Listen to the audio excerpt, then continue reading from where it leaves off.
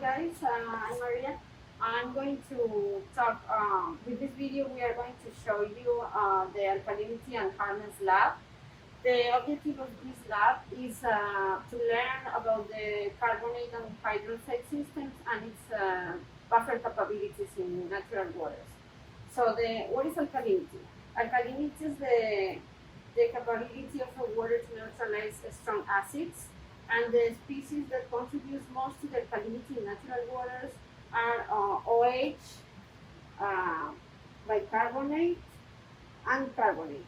Because these species can accept protons, so can neutralize the strong acids in water. So, Yes.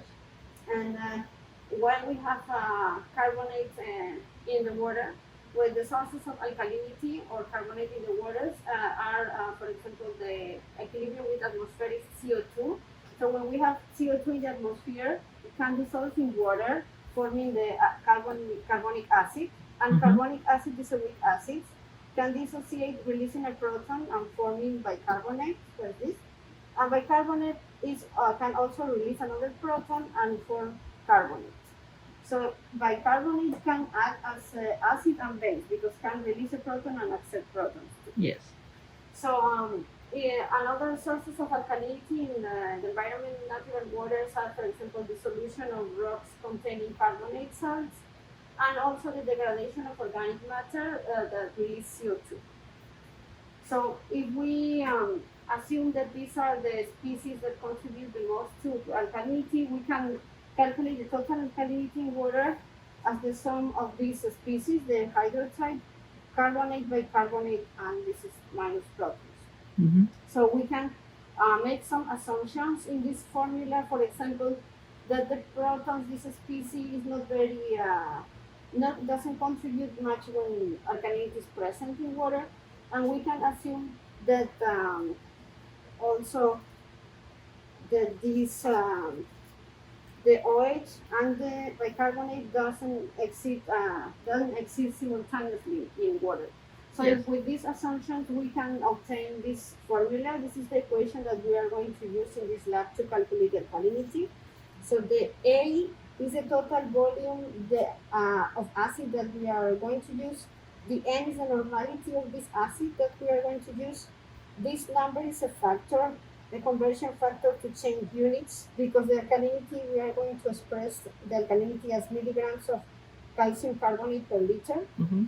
And this is the milliliters of sample that we have. So with this equation, we can calculate total alkalinity. And how are we going to determine the alkalinity in this lab? We are going to do a titration with a strong acid. Mm-hmm. So we will have two different samples. One of the samples is tap water, and the other sample is a synthetic water that we are going to make. And with these samples, we are going to add a strong acid, can be, for example, HCl or nitric acid. Yes. And we are going to use indicators. So the indicator is a substance that can change color with chemical changes. Yes. So we are going to use phenolphthalein. The phenolphthalein is a weak acid that can dissociate and release a proton. So when it's in acidic form, it's colorless. But in this form, the ionic form is pink color. Yes.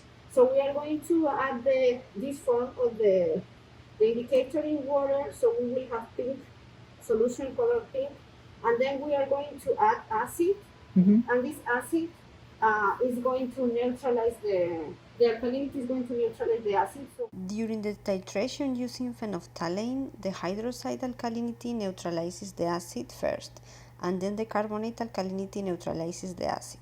When we reach the phenolphthalein endpoint, that's the water sample will turn colorless, we can have some of the carbonate alkalinity left, because this alkalinity is not necessarily consumed completely. Then we will add a mix indicator, turning the water into blue, and we will continue adding acid. The carbonate alkalinity left from the first titration neutralize the acid, and then the bicarbonate alkalinity neutralize the acid until the final endpoint is reached and the water will be pink again. So this is the way that we are going to determine the alkalinity in this lab. Okay. So now I'm going to talk a little about the theory of hardness. So hardness in water is related to the concentration of polyvalent ions mostly it's magnesium and calcium. So the source of these ions in water can be, for example, the dissolution of rocks containing carbonates, calcium carbonate or magnesium carbonate, in water with presence of CO2 with this equilibrium reaction. So the ion is released and the bicarbonate is formed. So the hardness in water can be good and bad, depending. And if we have water with, if this we have a lot of calcium, for example, in water, this equilibrium goes to the left and it precipitates as calcium carbonate. This can form scales in pipes, for example, or clogged pipes. So sometimes this is not very convenient in some industries, for example, that can spoil some boilers or some equipment in industries, and can be bad in pipes too. And but if we have a very soft water, so the amount of these ions is very low, the equation, the equilibrium turns to the right, and we will have a release of bicarbonate, so the pH of the water will decrease. And for example, in water drinking systems, if we have acidic environment, and the metal from the pipes can be dissolved in water, and we will have heavy metal in the drinking water, so we don't want to have this. So we need to have water not very hard but not very soft. So how are we going to determine the hardness today in this experiment? We are going to do titration again using indicators. In this case, we are going to use this substance, EDT and EDTA. They are able to form complexes with the calcium and magnesium. So we will have two samples again, one sample of tap water and another sample of the synthetic water that we are going to make. And in these samples, we will have magnesium and calcium. So we will add the EDT, and this EDT will form complexes with the calcium and with the magnesium. And in this case, this complex with the magnesium will turn the water red color. And then we will titrate with the EDTA. This substance can also form complexes with calcium and magnesium and more stable complexes. So first, when we add the EDTA will form complexes with the calcium first, and when all the calcium is complex, then this the magnesium, this complex will break, and the magnesium will form complex with the EDTA. So then the EDT will be released, and we will turn the water to blue-violet color. So this is the way, and with the concentration and volume of our samples, this is the hardness, and this is the volume of samples, and we will know the concentration of the EDTA and the volume of EDTA that we are adding. We will know the volume of our sample, and we can calculate the hardness. So this is the way that we are working today. Yes. Okay. So we are going to do the experimental procedure now. So now we have here 25 ml of the sample A, that is the synthetic water that we made, and 25 ml of DI water in this mixing. And we have to check the pH of the sample, so we know. Okay. Also, it's 8.5. So you have in your protocol, you have these tables.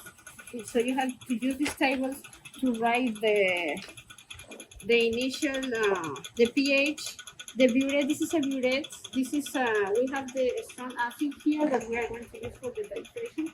So you have to write the burette reading. So because you are adding the acid, so the reading is going down. And then you have you can calculate the volume that you are adding. So you have to check this, and then you have to write, when we have the change of color of the indicator, you have to write here what is the volume of acid that you are adding in that moment. So okay, so we have the pH now, and we have our acid here. We need to add 10 drops of the indicator, in this case it's phenolphthalein.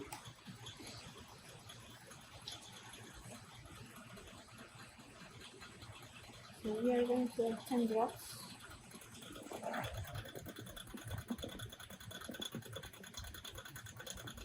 Okay, 10 drops. And you see this water is pink now, is what we expected.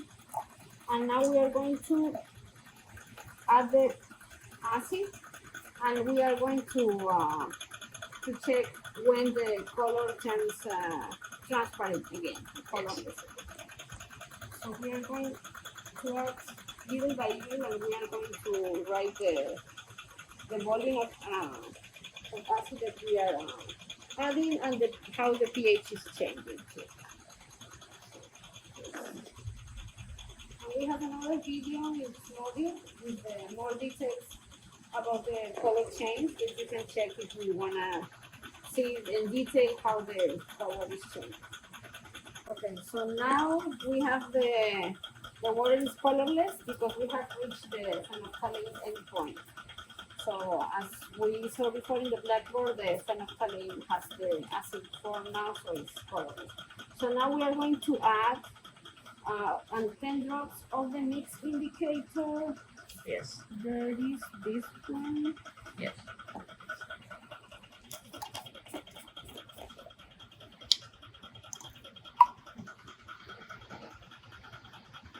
Okay, it's color like blue, green, something like that.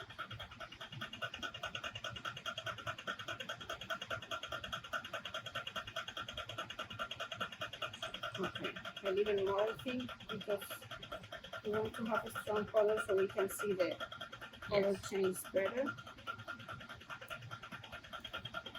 So now we are going to check And the acid. the The pH. pH again. Okay, we can say that we added this is the color of the okay. Yeah, this is the end color. And color, yeah. But we need to find the volume when the colors start to change. Right? Yeah, but yeah. Okay, so now we have added the more acid, and we have reached the end point. So now we see that the color is pinkish, more or less. So we have to read the volume that we have added and write it here. So it's the volume of acid added to reach the final endpoint. Yes. Okay. So now we are going to do the experimental part for the hardness. So we have here 25 mils of the sample C. There is another synthetic water that we prepared, and 25 milliliters of DA water. And we are measuring the pH.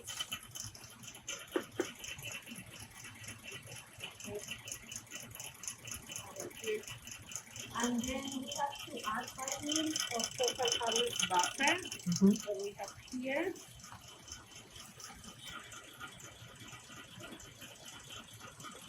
We have the 5 mils.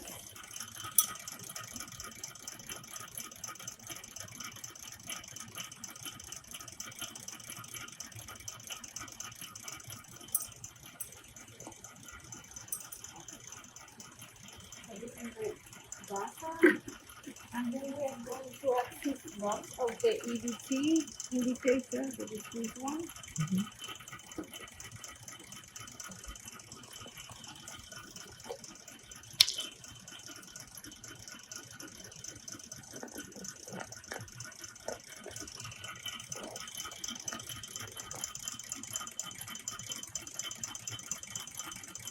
And a strong color.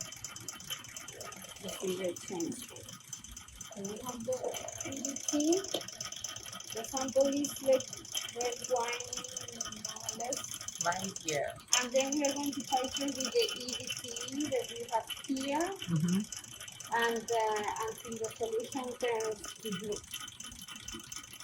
So we are going to add, and the same that before, we have to check the volume that we are adding and the pH and writing on the paper. So, okay, we are going to do the last determination. It's the calcium hardness of the water. And we have our sample B. This is the sample, this is tap water. So we are going to use this time 10 mils of NaOH that we have here.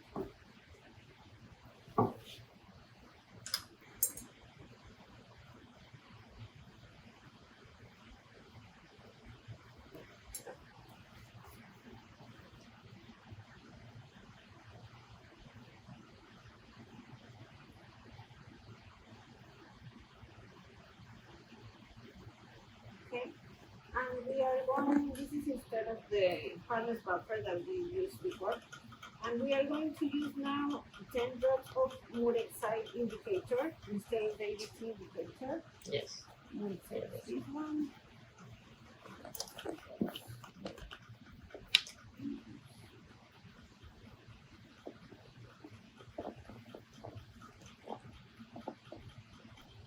Okay, that's good. Yeah, this is good. Okay, it should be good. Okay, and now we are going to titrate again with the ABT and measure the pH.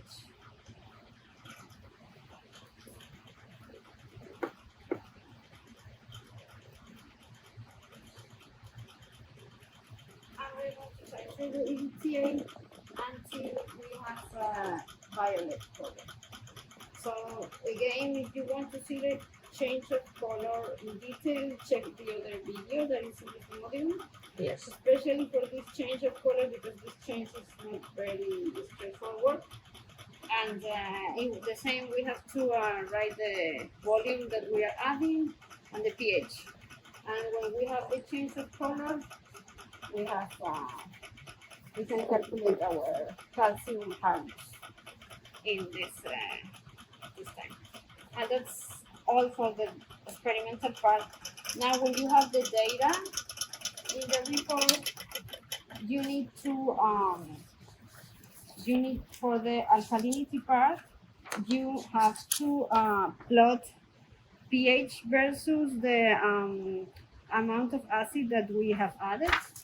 It's like something like this graph, and also the buffer capacity expressed as a difference of pH divided by volume. In this case, the pH is going down, so when you do the difference of pH, you can have negative values. Yes. So you can, like in this case, for example, the plot is with the negative values, but you can also use absolute values. It doesn't matter. In this case, you can use absolute or negative as you want. Okay. As you like. And then you have to make a table with the alkalinity, the different alkalinities that we have, hydroxide, carbonate, and bicarbonate. And to make this table, you can use this interpretation of results table. So related depends on the relationship between the phenolphthalein alkalinity and the total alkalinity. You can know how much of the hydroxide, carbonate, or bicarbonate alkalinity that you have. And for the hardness, you have to calculate the calcium hardness and magnesium hardness and prepare a table with that. And then you have to discuss the difference between the alkalinity and hardness and compare the pH changes and discuss the results that you have. And we will provide you data from past semesters so you can do the data analysis and answer the questions that we are asking. And that's it. Thank you very much. Okay.